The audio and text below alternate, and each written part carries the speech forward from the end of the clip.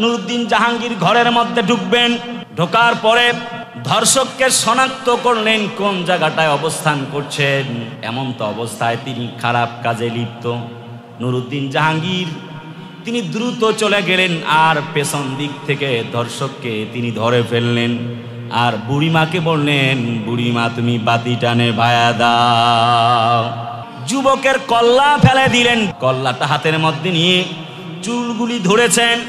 কিতাবে আসছে মুখের দিকে তাকার পরে এবার নুরুদ্দিন জাহাঙ্গীর তার রাজত্বকালের তিনি এমন সেনা ছিলেন, এমন তিনি প্রধানমন্ত্রী ছিলেন, ব্যক্তিকে দেখবার পর বললেন আলহামদুলিল্লাহ। ধর্ষককে দেখে আলহামদুলিল্লাহ বলবার পরে বুড়িমাকে বললেন, বেটি আমার এক গ্লাস পানি দাও। এক গ্লাস তিনি পানি নিলেন আর পানিটা পান করলেন। এবার তিনি বললেন, বুড়িমা তোমার সঙ্গে কথা বলবো, আমার তো এখন সময় নেই, আগামীকাল তুমি আমার রাজ দরবারে চলে এসো। বুড়িমা পরের দিন রাজ দরবারে চলে গেল। বললেন, বেটা নুরুদ্দিন জাহাঙ্গীর, কিছুই বুঝলাম না, কালকে তুমি ধর্ষকের বিচারও করেছো, বাতি নিভাতে বললা কেন, জ্বালাতে বললা কেন, পানি বা পান করলা কেন, কিছুই তো বুঝলাম না। নুরুদ্দিন জাহাঙ্গীর বলে, শোনো বুড়িমা, আমি বাতি নেভাতে বলেছিলাম এই জন্যে আমার যেন মনে হচ্ছিল আমার একদম বাসভবনের কাছে কোন ব্যক্তিটা এসে আর একজন মেয়ে মানুষকে ধর্ষণ করে চলে যায়। আমার তো মনে হচ্ছিল আমার কলিজার টুকরা সন্তানটা হতে পারে, সেই জন্য আমি আশঙ্কা করছিলাম যদি সন্তানটি আমার হয়ে যায় তাহলে সন্তানের প্রতি মায়া আমার লেগে যাবে, আমি তো সন্তানের বিচারটা ঠিকঠাক করে করতে পারবো না, সেজন্য আমি বাতিটা নেভানোর জন্য বলেছিলাম। এরপরে সঠিক বিচারটা আমি করলাম।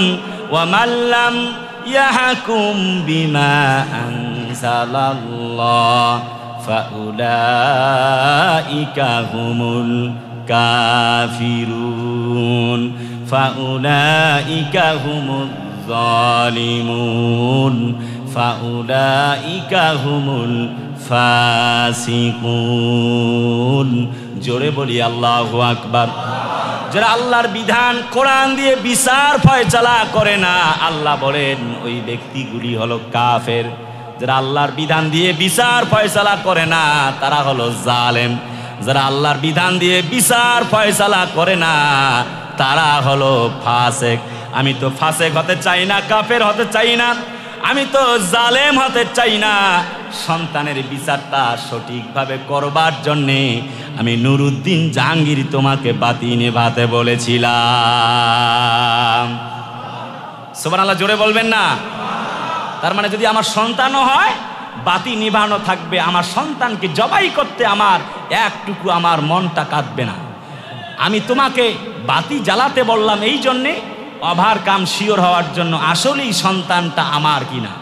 যে 3 নাম্বার, তুমি আলহামদুলিল্লাহ পড়লে কেন?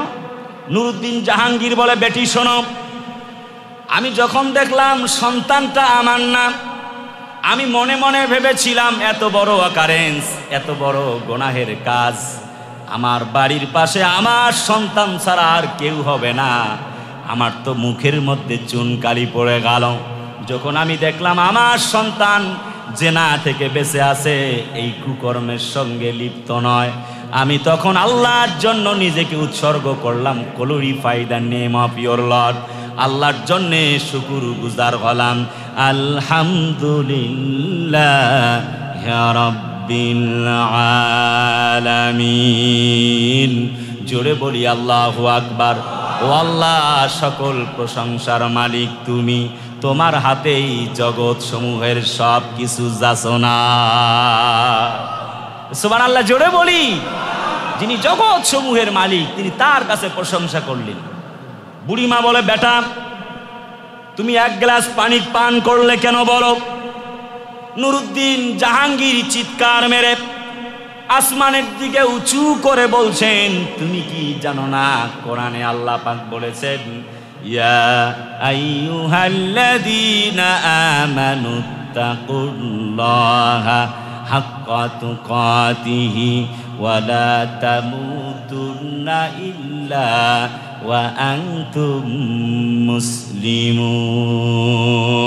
খবরদার তোমরা আমি আল্লাহকে ভয় করো।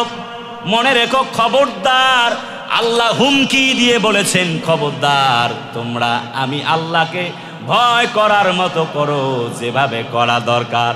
শুধু কি তাই নাকি, আল্লাহ বলেন খবরদার, খবরদার, আমি আল্লাহ হুমকি দিয়া দিলাম, খবরদার তোমরা খাঁটি মুসলমান না হয়ে কবরে আসিও না। এই বক্তব্যটা কার? সকলে চিল্লায় মিলে বলেন কার? নুরুদ্দিন জাহাঙ্গীর বলেন, আমি আল্লাহকে ভয় করার নীতি অবলম্বন করে আমার রাষ্ট্র পরিচালনা করতে পেরেছি কিনা, সেই জন্য আমি তো স্তম্ভিত ছিলাম, ভীতি ছিলাম, একবারে খুবই ভীত সন্ত্রস্ত অবস্থায় ছিলাম। আমি যখন হক বিচার, ন্যায় বিচার করতে পারলাম, যখন তুমি আমার সামনে বিচার দিয়েছ, আমার মন বলছিল বিচার কার্য সম্পন্ন না করা পর্যন্ত আমি এক গ্লাস পানিও পান করব না।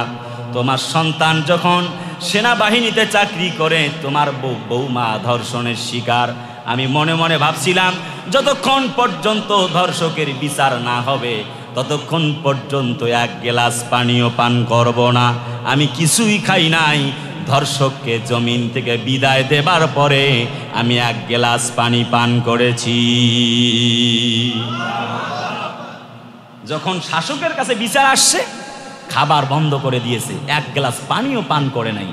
আমার দেশে আযানিয়াতু ওয়াযানি ফাজলিদু কুল্লা ওয়াহিদিন মিনহুমা মিয়াতা জালদা, ধর্ষণের বিচার যদি এইভাবে হতো, সাথে সাথে কল্লা নাই করে দেওয়া হতো, আল্লাহর কসম এই বাংলার মাটিতে আমার ছোট্ট শিশু আসিয়ার মতো কলিজার টুকরা সন্তানদেরকে জীবন দেওয়া লাগতো না, তনুর মতো বোনটিকে জীবন দেওয়া লাগতো না, খাদিজার মতো বোনটিকে ধরে দলবদ্ধভাবে ধর্ষণের ওই কুলাঙ্গারের বাচ্চারা সাহস পেত না।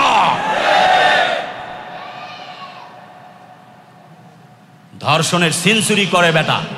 যদি আল্লাহর কোরআনের বিচার থাকতো, আল্লাহর কসম, ধর্ষক ধর্ষণ করবে তো দূরের কথা, যখন তাকে বুক পর্যন্ত পুঁতে হত্যা করা হবে, এমন ভীতি সন্ত্রস্ত হবার মতো আল্লাহর বিধান যদি সমাজে কায়েম থাকতো, ধর্ষকরা ধর্ষণ করবে তো দূরের কথা, ওই ধর্ষকদের স্বপ্ন দোষ পর্যন্ত বন্ধ হয়ে যেত।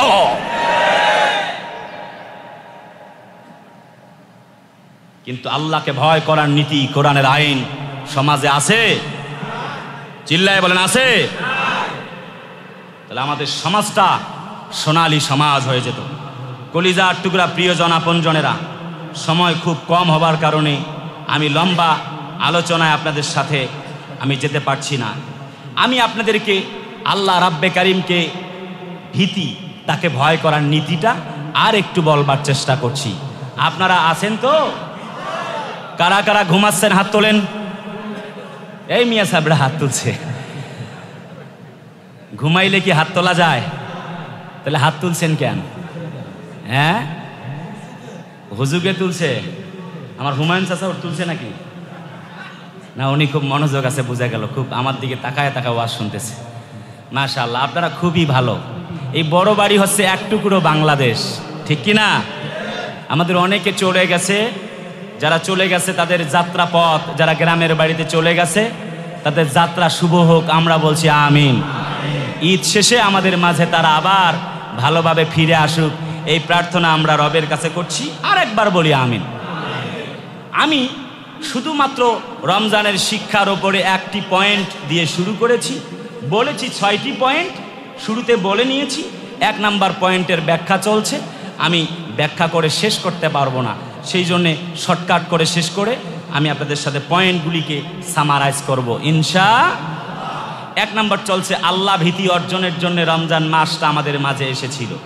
রমজান মাস, এমন মানুষ আছে খাবার পানাহ ছেড়ে দিয়েছে, যেই মানুষটাকে দিনে 10 কাপ চা, 10টা বিড়ি লাগে, মানে সিগারেট, কথা হয় না, আছে না? নাই, সবাই ছাড়তে পারে নাই। আমি দেখাবো আপনাকে, দেখবেন, কথা কয় না, দেখবেন, দেখাই দেব। কিন্তু দেখাবো না বন্ধুরা, সে বিষয়ে ব্যাখ্যাও দেব না। হাজার মানুষ আছে রোজা থাকে না, কথা কয় না। তোমার এই সম্পদ যা আছে না পোকায় খাবে, তোমার শরীরটা আছে না পোকায় খাবে, কথা কয় না। আল্লাহর কোরআনের বিচার দেখো না, তামাম পৃথিবীতে যারাই ইসলামকে কোরআনকে অবজ্ঞা করেছে আল্লাহ পাক তাদের সম্মান মাটির সাথে টুডেওয়ার টুমড়ো মিশায়া দিয়েছে। সিরিয়ার প্রধানমন্ত্রী অনেক বড় ক্ষমতাধর নিজেকে মনে করেছিলেন, আল্লাহ পাক জুতা পিটা করে জমিন থেকে বের করতে বাধ্য হয়েছেন। তুমি তো ছাতা মাতা আল্লাহর হুকুমকে অমান্য করে কোথায় পালায়া থাকবা, সুযোগ নাই। বন্ধু, যে কথা বলছিলাম, আল্লাহ ভীতি অর্জন করতে গিয়ে 10টা সিগারেট খায়, তো আবার বেনসন ছাড়া হয় না, খাবার খায় 5 স্টার হোটেলে, অথচ আল্লাহকে ভয় করবার জন্যে তারা সিগারেট ছাড়ছে, বাড়ি ছাড়ছে, ঘর ছাড়ছে, পইরা আছে মসজিদে এতেকাফে, কথা কয় না।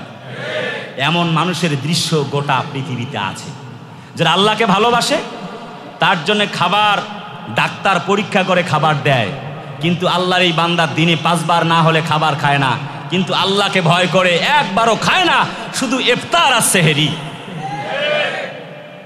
এটা কাকে ভয় করে সম্ভব হয়েছে?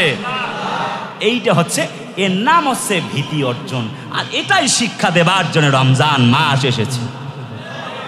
সুবহানাল্লাহ কি বলতে ইচ্ছা করে না? জি, কলিজার প্রিয় আপনজনেরা, প্রিয় ভাইয়ারা, এই আল্লাহ ভীতি অর্জন করেছিলেন হযরতে ওমর রাদিয়াল্লাহু তাআলা।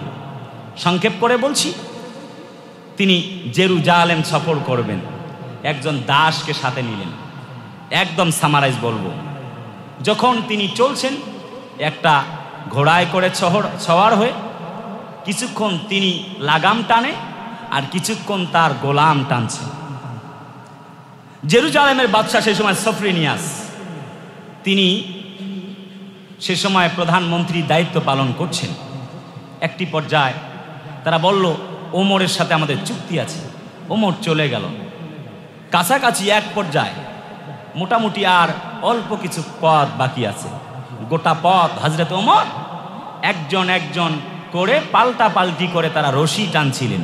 হযরত ওমর উটের পিঠে, গোলাম উটের রশি ধরে টানতেছে, লাগাম ধরে। এবার হযরত ওমর লাগাম টানে, রশি ধরে টানতেছে, আর তার যে গোলাম সে হচ্ছে উটের পিঠে। এমন নজির কি পৃথিবীতে আছে? না বাবাজিরা, না বললে হবে না। আমি এতগুলা ওয়াজ শোনানো হচ্ছে, আমি মনে করি এতটুকু ওয়াজ শোনালেই বেশি উপকৃত হওয়া সম্ভব। আল্লাহ ভীতি কাকে বলে? আচ্ছা, এই পৃথিবীতে বাদ দেন, বাংলাদেশে এমন কি কোনো প্রধানমন্ত্রী আছে যে উটের পিঠে তার গোলামকে চড়ায়া দিয়া তিনি উটের রশি টানতেছে? আছে? এমন ইতিহাস কি আছে? হযরত ওমর কেমনে করলো? এর নাম আল্লাহ ভীতি। এর নাম কি বাবারা? সকলে কন নাই চিলে, এর নাম কি? আল্লাহ ভীতি।